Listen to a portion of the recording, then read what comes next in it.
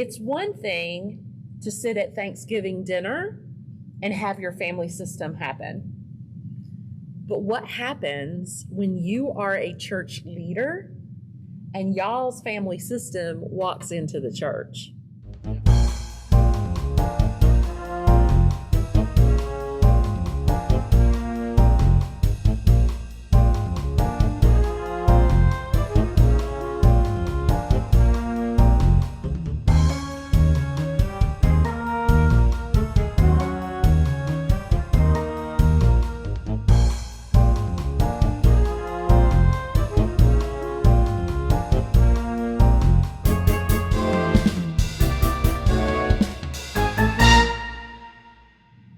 Hello, mustard seeds. Welcome once again to the Fellowship Hall of Tranquility. As you see, we are continuously on location again. So we are not in our normal spot, but we are in the Fellowship Hall of Tranquility at, once again, Range Crossroads Original Free Will Baptist. Shout out Johnny Sullivan and team who have allowed us to use the space. Today, I am Gavin Daniels. And I am Shannon Marie Berry. And this is You Know Me. Yeah, it is. Hey, Gavin, what are we talking about today? We are going to talk about our recent experience in the big metropolis of Clarksville, Arkansas. We took the last train there. We did. We met them at the station. We did. Were we there by 4:30? No. Oh, but they made our reservation. They did. Don't be you slow. made our reservation. So, Shannon Marie, what is our word of the day today? I can't do our word of the day yet. I'm going to try this. Precipitously. Precipitously. Precipitously. Participatory? Precipitous. Is this got anything to do with precipitation? No. Okay, it's But spelled. let's spell it. Why don't you spell it real quick? How do you spell precipitously? Precipitously.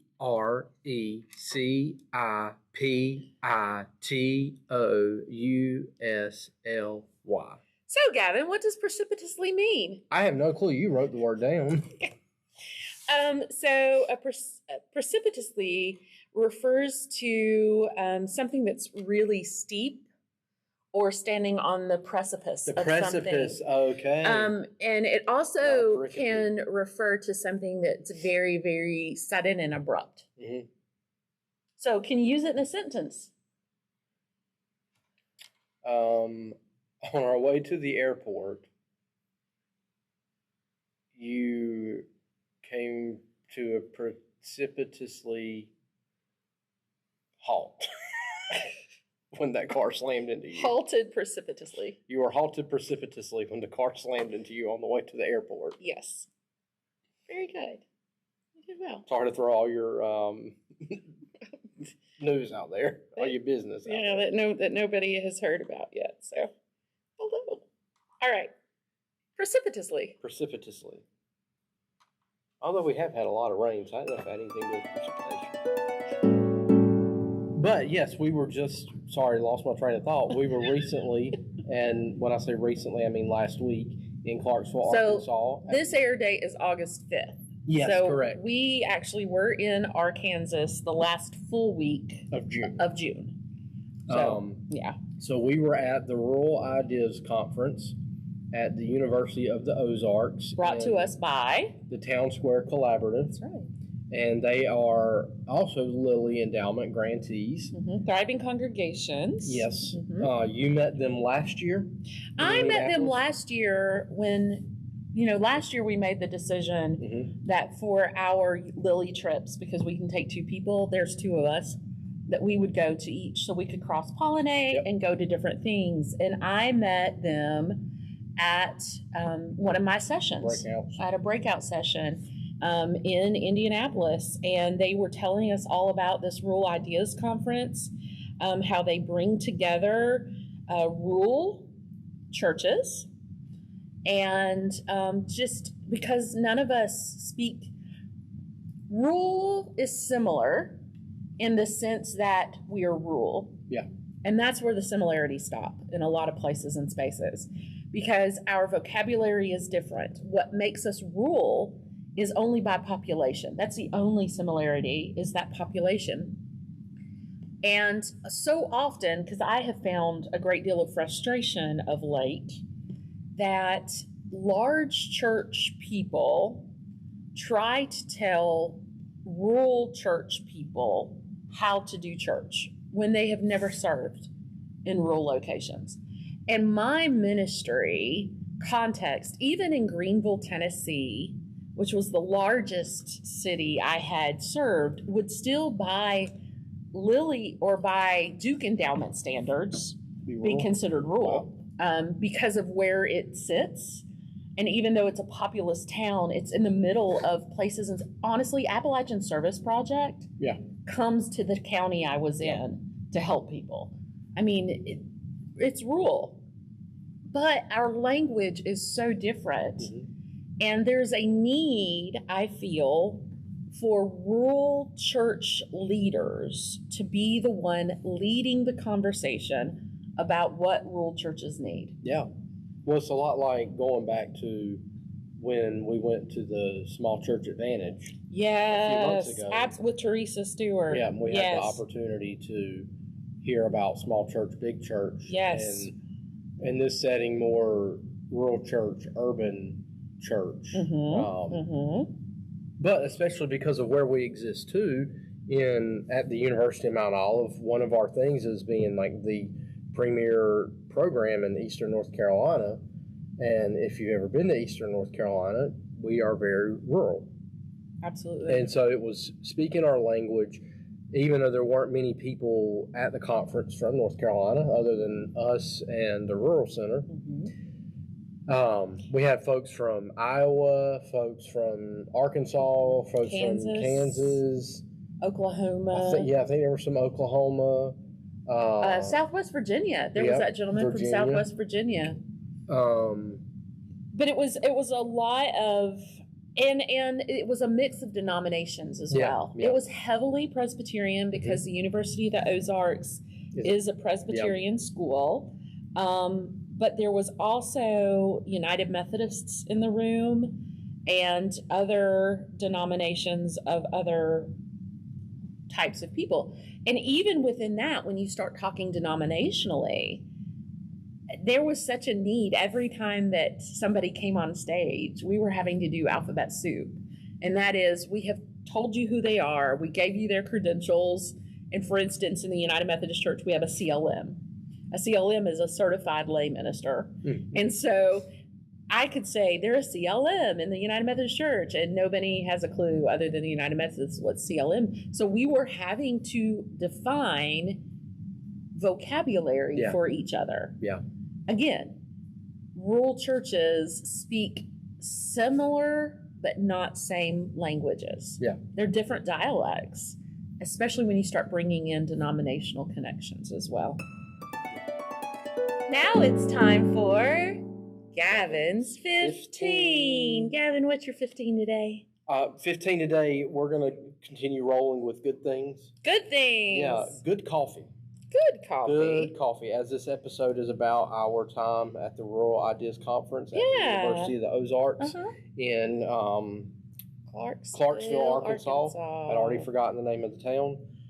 We had the delightful pleasure to go to a few good coffee shops. Absolutely. And when we were in Little Rock, we had a chance to go to 317 or 317 Coffee.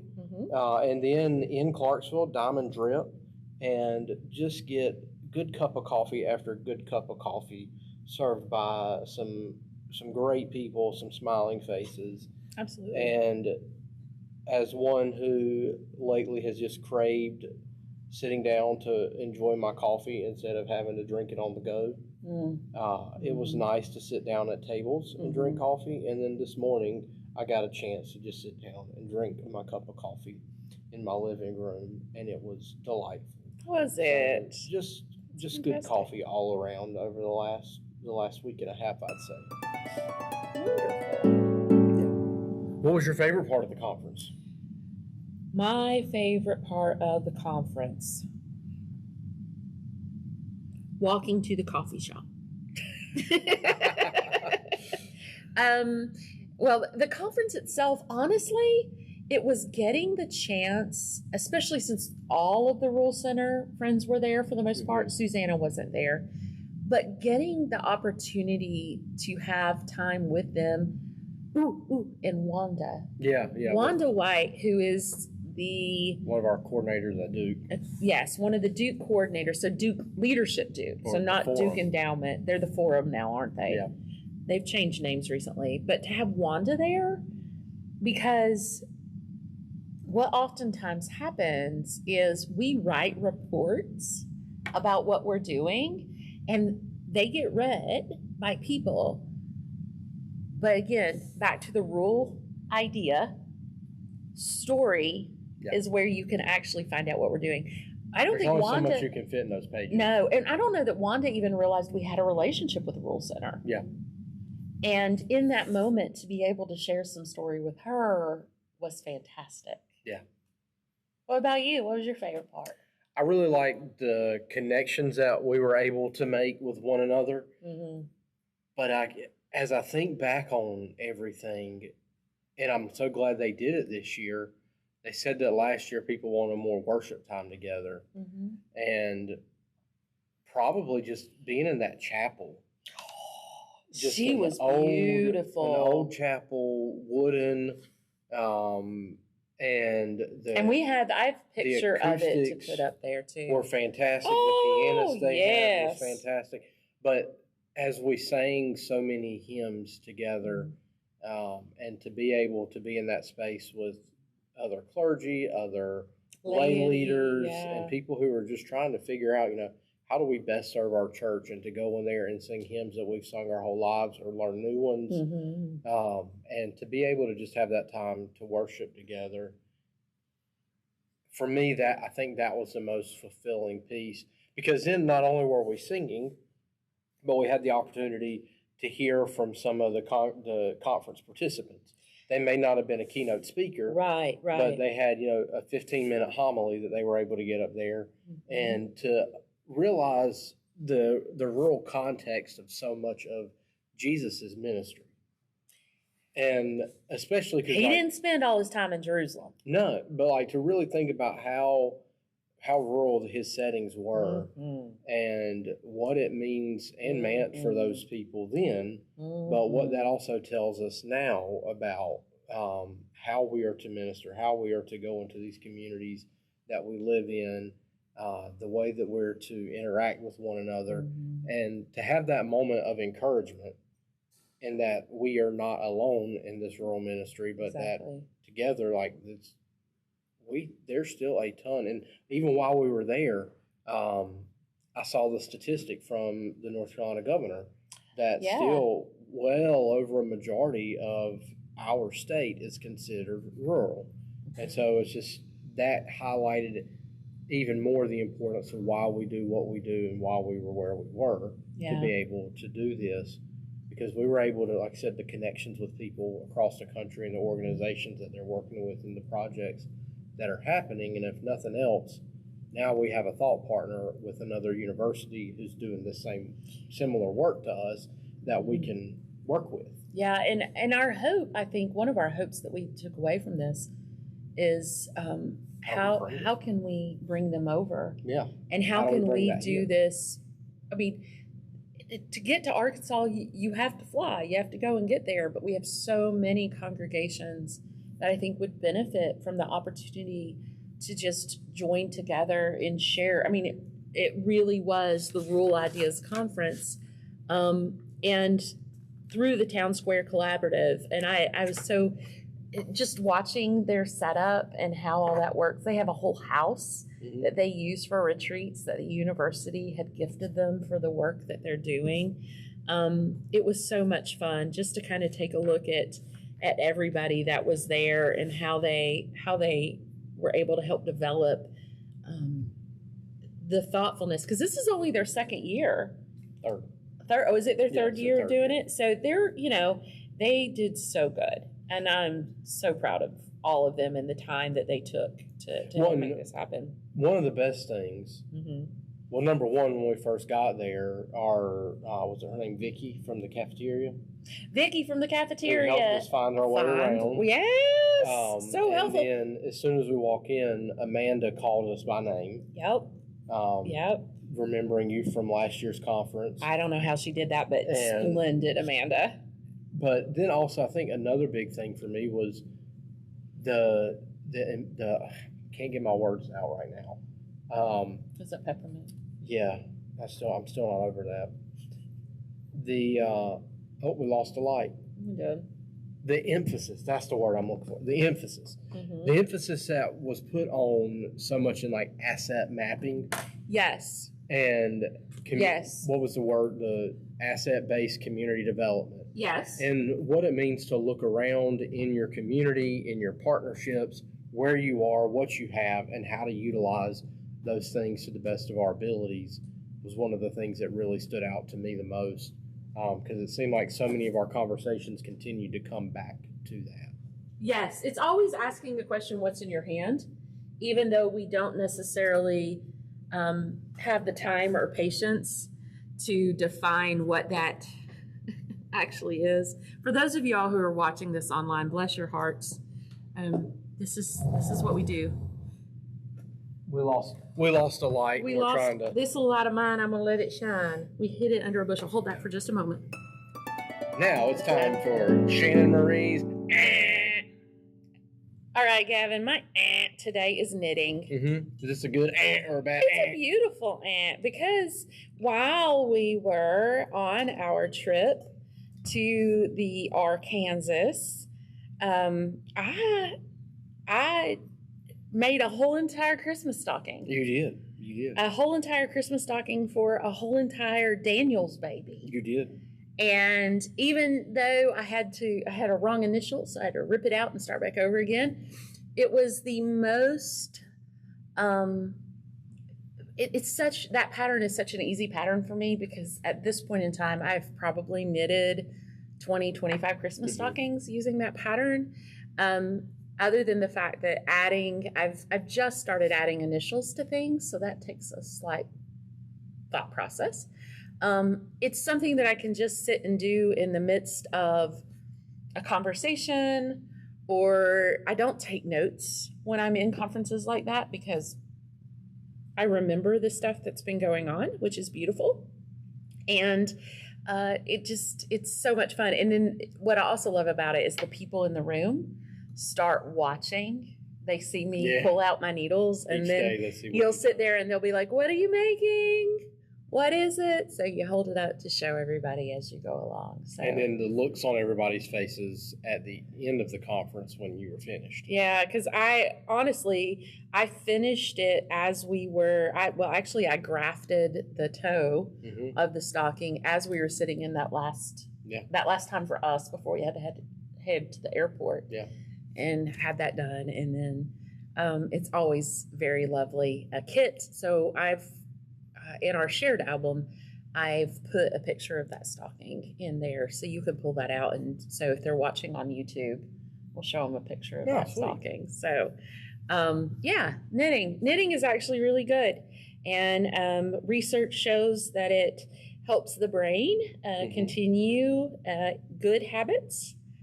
And I will say, if I have not been knitting in a while, it's very good to ask me if I'm okay, because knitting is a sign that I'm able to function, because I put down my knitting needles if all things are crazy. Yeah. So, knitting. Try it. Yeah, so we've got it sitting in front of us, our kind of our workbook of things that we took a look at on different types of options that they had for the conference and different authors that they had. The other thing I really enjoyed, I will say, is they had a lot of resources, books in the bookstore, the university bookstore, for us to be able to go purchase as resources. It's so funny. We got that book from Wendell-Berry. Yeah. Is it Jabber Crow? And I had it sitting next to my bed, and sister goes in and goes, I didn't know that we had a cousin Wendell. It's Wendellberry. Clearly, we can explain that. But I will say there was a comment that was made about Wendellberry and how I would say Urban pastors just urbans that quote Wendellberry and think they figured it all out. Yeah. And to hear that comment, and the other quote that came out was, if you've seen one rural church, you've seen one rural church. Yeah. Because we all have such a story to tell. Similar language, such different stories, which goes back into my storytelling, story listening world that I exist in. Talk a little bit more about this as a theorist in the room. Sure.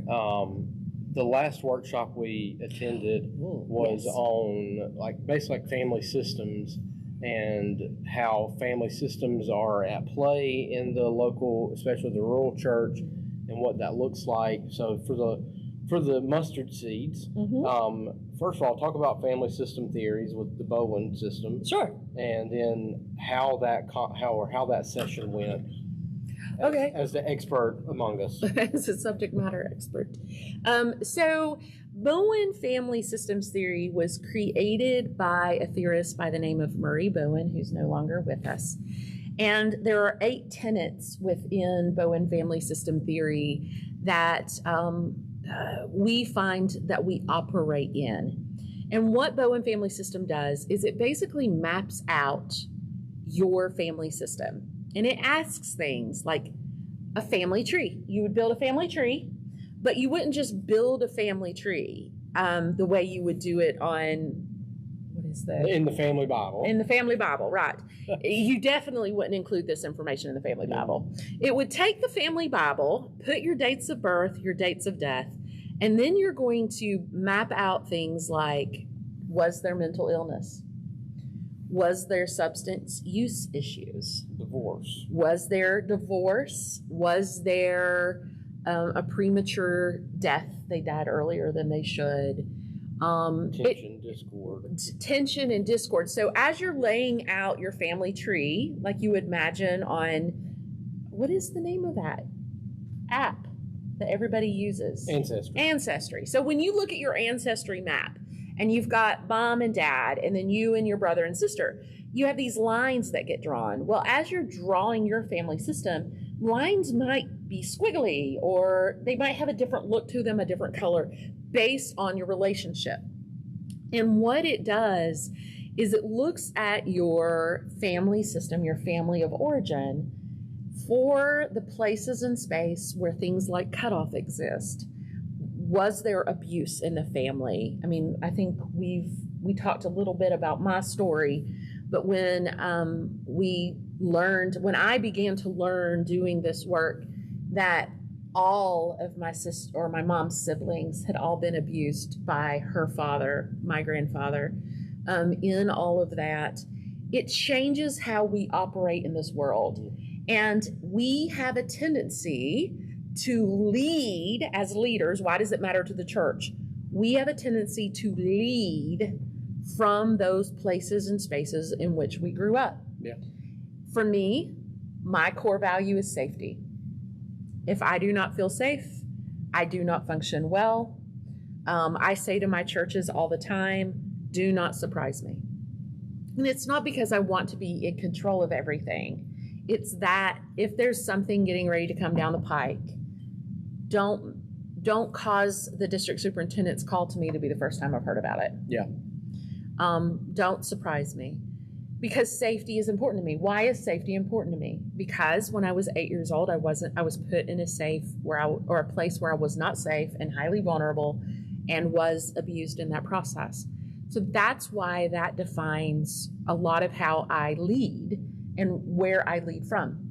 Now, what happens in rural churches is, hey, Gavin, in your church, are you related to the people in your church you grew up in? The church that I grew up in, not only was I related to, or still am related to, the majority of folks in that congregation, my great-great-grandparents, were the ones who gifted the land off of the family farm for the church.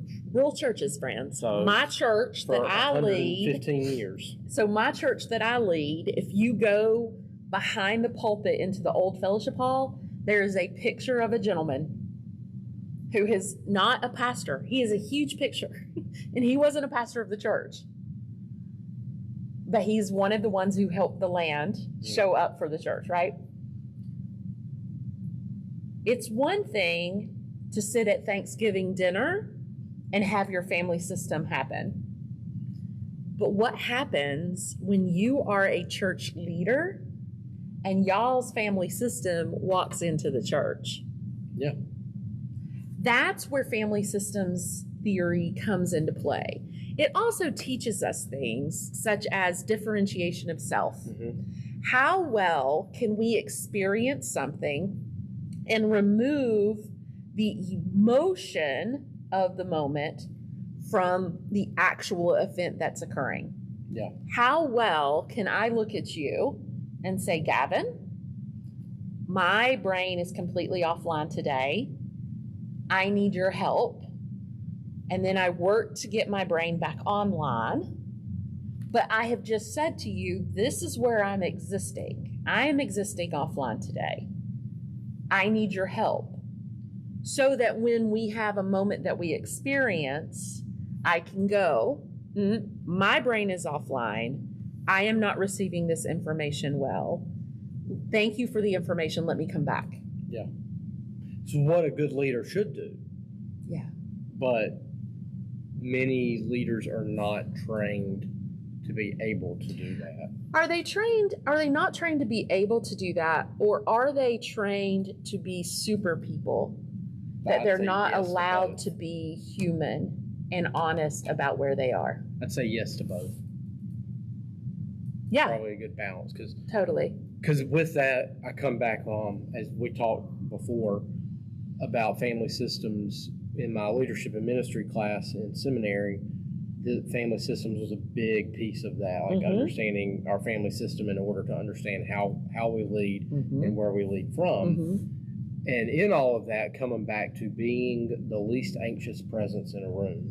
And that's that whole differentiation. So right. We are called to be the thermostat. If I can walk into a space and know I'm not okay, or even if I am okay, regardless of where I am that day, knowing that I cannot allow where I am to control where everybody else is, because we all know the people who, if they are sad, they want everybody to be sad with them. Right. If you're not as happy as they are that day, then they get mad that you're not as happy. If they are super anxious, they won't. Well, it's not that they want everybody, but they end up causing everybody to be super anxious.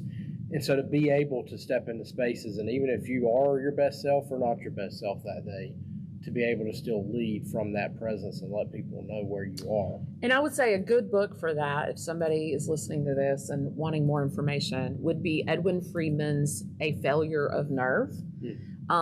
Friedman was a follower of Murray. Murray Bowen Family Systems. Friedman kind of followed that. Peter Steinke also followed all of that.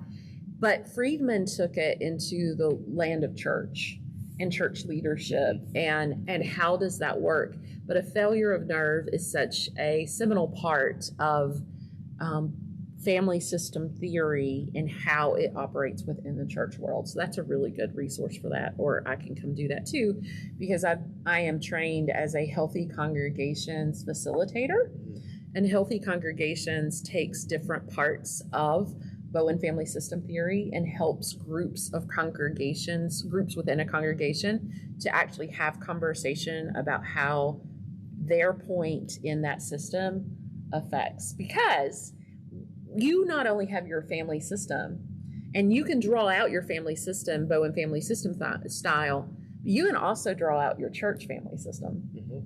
And I actually did that with one of the congregations I've led before, is where were the points of contention between if the trustees and the organist had an ongoing battle over something, or, you know, if you have those happen everywhere. If there were points of contention or cutoff or where those things, not that cutoff is bad, but you have to observe and understand that cutoff has occurred, and it affects how that system, part of the system, operates.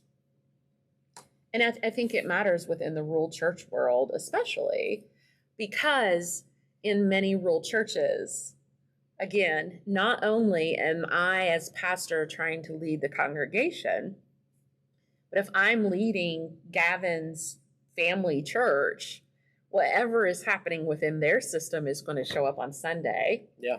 And we also find that the people that are most dysregulated will take their dysregulation and try to work it within the church space. Yep. Because it's the one place they feel they can have control. Yep. When nothing else feels in control. And it changes how we lead as leaders. So that was a really good resilient leadership in rural and small community churches with Kent Mitchell, or Kent Michael. I'll get these names right eventually. But he was really fantastic, out of Alabama. I forgive him for that. That's another state representative. Oh yeah, Alabama. So in all of that, it was just really good conversation. And again, I have the training to be able to lead a congregation in that work if they ever found that that's what they needed to talk about. So yeah. What else do you think? What else do you think our fine listeners would love to hear about?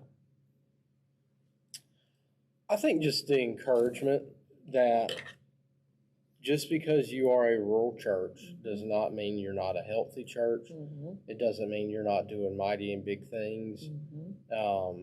Again, to harp on, unfortunately, so much of what we're told and how we're supposed to do church comes from the urban setting, and it comes from big church setting. Mm-hmm. Not for the small rural church or even the bigger rural church. Mm-hmm. But to realize that even if you are a congregation of 20 people out in the middle of nowhere, Iowa, as we met several folks from. That's right. There were some big stories and big things happening. Yes. Whether, your work's been 120 on a Sunday. Mm-hmm. We had one person say, we're a small church of about 130. And I was like, well, that's not very small where I come from. You'd be considered a big church. Yeah. But to see, number one, how language differs, but just the encouragement that even though we may be rural, and unfortunately that is looked down upon in so many conversations and areas of life, it doesn't mean that we're not doing big things and that God's kingdom is still is not at work in us, because the kingdom of God is. And the fact that, the first keynote came from the conversation of nothing good comes out of Nazareth. And Nazareth being that very small dot on the map. Yep. And that's where Jesus came out of. Yep. And and so much so that he even talked about the geography of that during that time, the Roman was... There wasn't even a road there. There was not even a road, but the Roman government was primary first and foremost. Yeah. And they had already built all these roads to everywhere. Galilee was so insignificant to them that there was not even a road to Galilee. Yeah. That to me just absolutely... how many times we think to ourselves, nothing good can come out of Kinley. Farmville. And I say that as my hometown. Lots of good I feel like has come out. Absolutely. But that's often how the mindsets we live in, that's the way people talk about us. Mm-hmm. But good things can come from Nazareth, as we have seen. And so how do we allow the good that has come out of Nazareth to then lead the good that is coming out of your corners of the globe? Yeah, and I hope ultimately this helped me in the midst of the chaos. The statement we kept saying is, it is good for us to be here. Yeah, and also with you. That's right. And so I'm so excited about the work that they're doing at the Town Square Collaborative through this Rural Ideas Conference. I do hope that we can help make this happen at the University of Mount Olive with some of our other partners that we have. We'll be having those conversations as we go along, because ultimately, I think more than anything, I want people to see that rural congregations may be the very reason that Christianity does the work of the church in this world. Yeah, we're not just stepping stones to the big job, No, or we're a not. demotion along the way. Yep. We're viable communities. Yeah, we are. Good landing spots. Now it's time for Will It Mustard. Hey, Gavin. Aren't you so excited? No. It's going to be so good. Look what I have. Whole grain mustard. Look what else I have. This. Red Bird it's handcrafted just for you. Candy. I don't like peppermints. I don't like peppermints. Well, I've never given you a peppermint patty to try. I like peppermint patties, but I don't What's the difference? I don't like don't put peppermints in my cookies. Don't give me. But this peppermint is not. This is not. It'll dissolve quickly. I don't like the taste. You don't like the taste of a peppermint? Nope. Wow, this is where we are. So choose how much mustard you want on a peppermint. This is going to be terrible. We just did a good one too. We did do a good one, but we did it with friends. So this is just you and me. Cheers. Oh.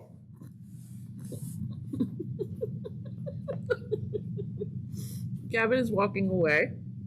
For those who are listening at home, I headed directly.